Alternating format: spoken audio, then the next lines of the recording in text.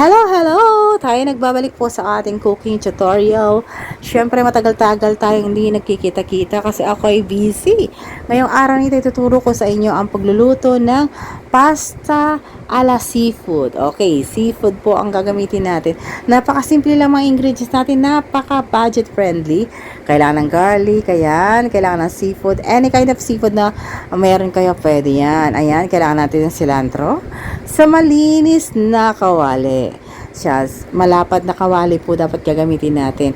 Naggumamit po pala ako ng olive oil. Kung wala kayong olive oil, pwede rin mga mantika natin, sabi ko sa inyo.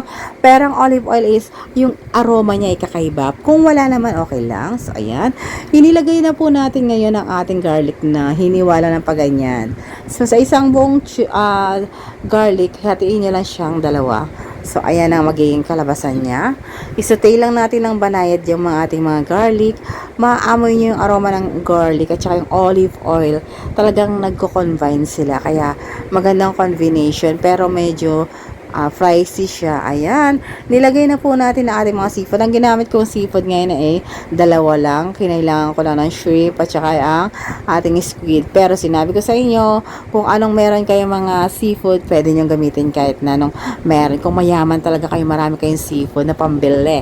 So, why not coconut? Mas masarap yon. Pero syempre, tayo ay budget friendly.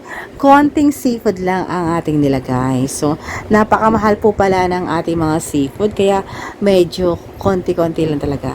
Budget pa rin po talaga ang ating mga lulutuin. So, ayan. Sinuti-suti ko lang po siya ngayon. Wala ka kayo nakitang nilagay kong mga pampalasa. So, ang seafood mismo ang magpapalasa sa ating pasta. Later on, makikita nyo kung paano. So, ayan. Nilagay ko muna, set aside natin yan. Ito yung pinagprituan natin kanina. Lalagyan natin ng water. Ayan. Huwag natin tatapon. Dito rin tayo magpapakulo ng ating pasta. Kakaibang pasta ito. Yung mga pasta ang ginagawa natin, di ba? Pinapakuluan natin sila, tapos pinapalamig, ginugasan. Eto, may instant na talaga. Wala talagang kapagod-pagod. In just 3 minutes, makakuha nyo na po ang ating lutuin. Maging maayos na po ang ating lutuin in just 3 minutes.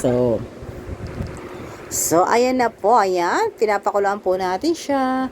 Siyempre, palalambutin natin siya dyan. Pero, wala tayong nilagay. Ayan, nakita nyo na. Nakalimutan ko pala, nilagay ko na po pala lahat. Yan, nung pagkatapos po niyang kumulo, nakalimutan kong i-vlog. Ayan, nilagay na natin yung ating mga seafood, cilantro, yun lang. Hindi po natin tinapon niya na, hindi natin ninugasan. So, kung ano nakita nyo kanina, natuyot lang siya doon. So, yun na, ang lasa. Walang pampalasang iba. So, eto ang kalabasan niya ngayon. Nakita niyo, napakasarap. So, try nyo. Talaga masasabi nyo masarap ito. Thank you so much sa panonood sa inyo.